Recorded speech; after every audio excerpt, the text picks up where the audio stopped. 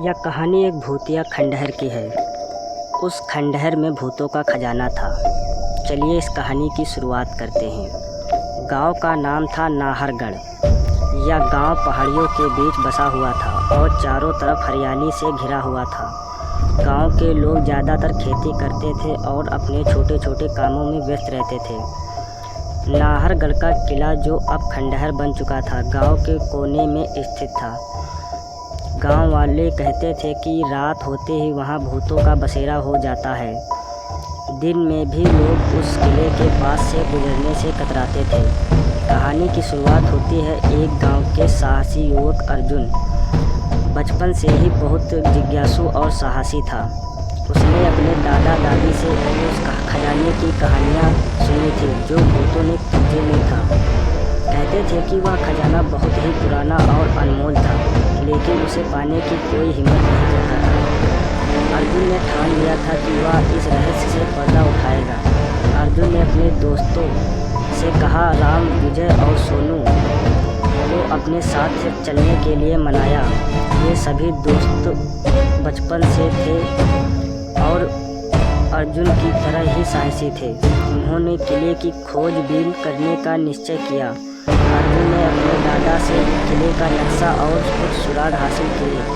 उन्होंने अपनी यात्रा के लिए सारी तैयारी की, खाना पानी और कुछ औजार और एक टार्च।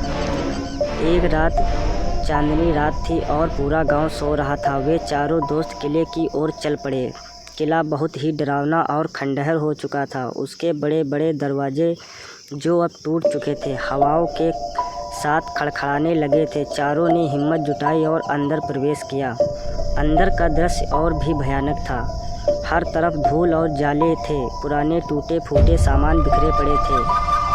किले में घुसते ही अर्जुन को नक्शे के अनुसार एक गुप्त दरवाज़ा ढूंढना था। दरवाज़ा ढूंढने में ज़्यादा समय नहीं लगा, लेकिन उसे खोलना आसान नहीं था। दरवाजे पर एक पुराना ताला लगा हुआ था।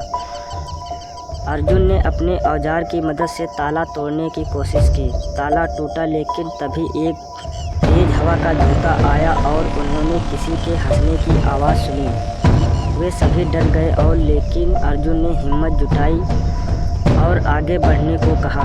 दरवाज़ा खुलते ही उन्हें एक गुप्त सुरंग दिखाई दी। सुरंग बहुत सकरी और अंधेरी थी। अर्जुन ने टार्च जलाई और वे धीरे धीरे सुरंग में आगे बढ़े।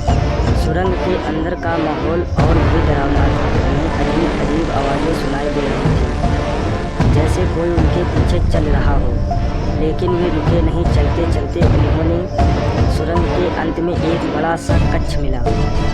कक्ष के अंदर बहुत सारे पुराने और टूटे फूटे बर्तन, अस्त्र शस्त्र और कुछ ताबूत रखे थे। एक ताबूत पर बहुत ही सुंदर नक्काशी की गई थी।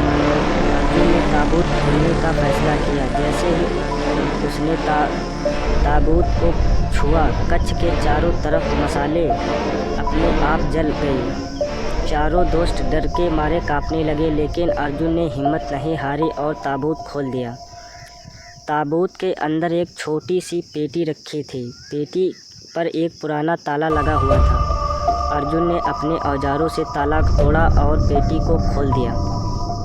पेटी के अंदर सोने चांदी के सिक्के, बहुत मूल्यवान रत्न और आभूषण थे। साथ ही एक पुराना पत्र भी था। पत्र में लिखा था कि यह खजाना उस राजा का है जिसने इस किले का निर्माण करवाया था और इसे भूतों की रक्षा में रखा गया था ताकि कोई भी इसे हासिल ना कर सके। तभी चारों दोस्त को एक डरावनी आवाज़ सुनाई दी, यह खजाना हमारे राजा का है, इसे छूने की हिम्मत मत करना। उन्होंने पीछे मुड़कर देखा। कक्ष के दरवाजे पर सफ़ेद कपड़ों में लिपटे हुए भूतों की एक टोली खड़ी थी। वे सभी भूत बहुत डरावने दिख रहे थे और उनकी आंखें जल रही थी। अर्जुन ने हिम्मत जुटाई और उनसे कहा, हम इस खजाने को चुराने नहीं आए हैं, हम केवल इस रहस्य को जानने के लिए आए थे।